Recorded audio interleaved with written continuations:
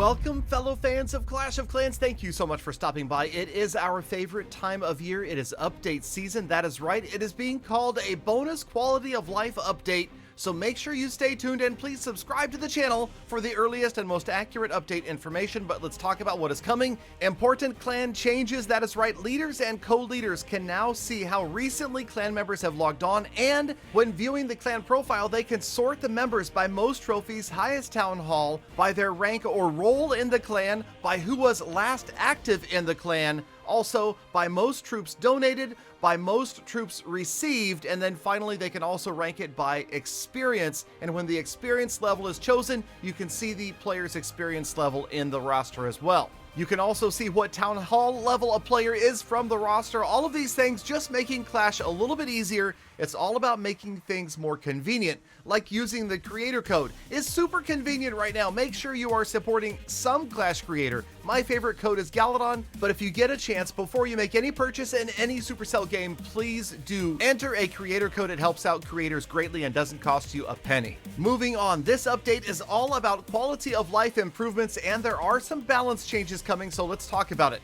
I am in the developer build, obviously, as you can see right here, only 2 members in my poor little clan.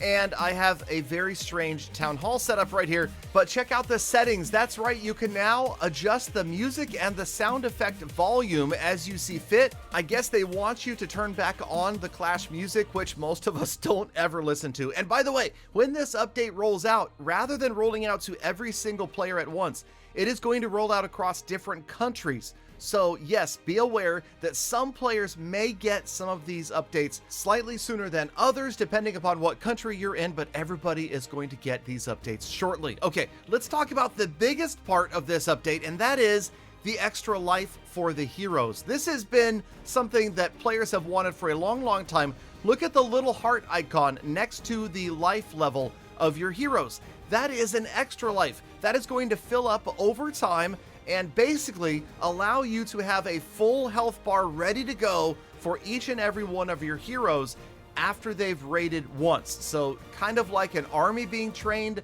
behind an army that you're using, now you can basically be training your heroes and preparing them for their next battle. Now the way this works is if a hero has, let's just say, half health left at the end of a battle and their extra life bar is full at 100%, then the hero gets fully healed and the extra life bar is still at 50%. The extra life bar fills up at the same rate that the regular health bar fills up, so it's easy to keep track of that because it's just going to be twice as long to heal from totally empty to essentially 2 attacks back to back. Another example would be if your hero is down to no life and the extra life bar was half full, then the hero is going to show up half healed and the extra life bar or heart is down to 0. Got it? It's a little bit confusing, but it's actually pretty straightforward as well.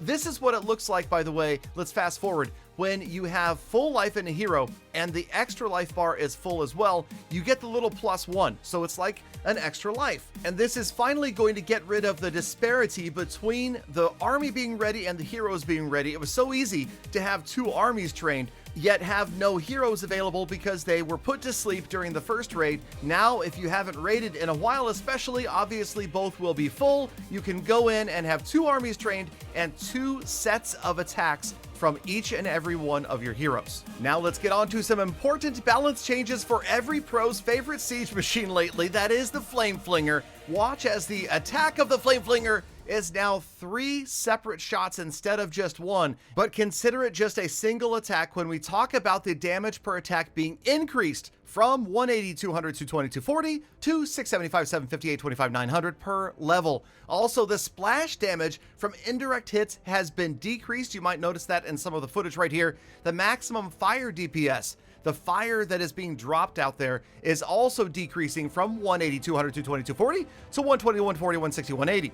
The fire damage ramps up much more quickly. The lifetime of the siege machine itself has been slightly reduced, and the AI has been balanced to be more reliable. We'll just have to wait and see how that one works out. There is a lot to take into account here for the balance changes to the Flame Flinger, so many that I think we're just going to have to wait and see it in action in the live game before we make a judgment on is it any better or is it worse. Now let's talk about the other changes coming to the game, which should help out. I like this one a lot. I've done this many times. There is going to be a 1 gem dono warning for the gold pass because, yes, I sometimes have gone out to donate troops using gems and accidentally wasted 50 or 100 gems before realizing that I had not unlocked 1 gem donations in my new month's gold pass yet.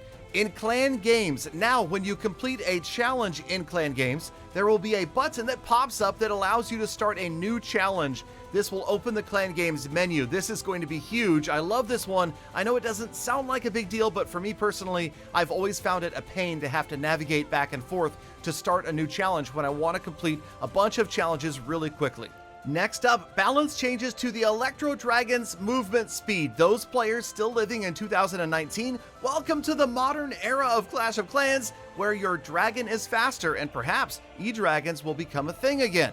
But if you love battle blimps, yes, that's right, destruction damage reduced from 1,000, 1,200, 1,400, 1,400 to 700, 800, 900, 1,000. So, it's a significant change. We'll see if this makes a difference. This is destruction damage only changed for the battle blimp. Next up, AI changes, and I'll just kind of read over these quickly. They're trying to limit the randomness in attack position selection of ground troops if the target is in close proximity. They are removing targeting randomness from siege machines. Forced retargeting for units when a nearby unit is attacked will no longer occur if the attacker is too far away for the unit to react. Pet AI improved to prevent it from getting stuck in a retarget loop.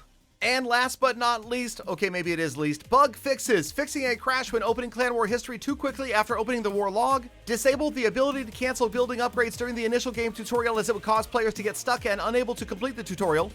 Siege barracks troops will not spawn within walls in case tornado trap pushes siege barracks towards a wall. Troops affected by a shrink trap will not have hit points reduced.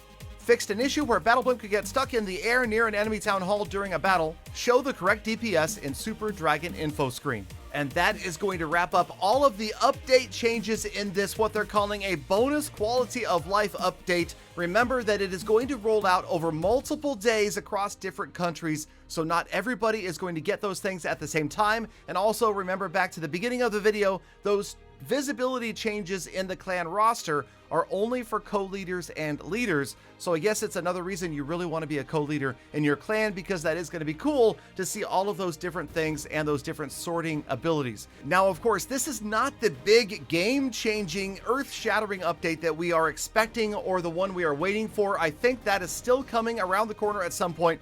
So we'll just have to be patient and get this in the meantime. I do like these changes that are coming. I always question AI changes as to whether or not they're really going to make that much of a difference. We will just have to wait and see. And again, for the Flame Flinger, I don't use it that much, but I know the pros do. It'll be interesting to see if it increases or decreases the amount it is used in CWL and competition. Thank you again, Galadon, for sticking around all the way to the end. Like the video, subscribe, turn on notifications, and know that you have my love every single day. Get out there, make the best of the rest of your day, and I'll see you back here again tomorrow for more full attacks.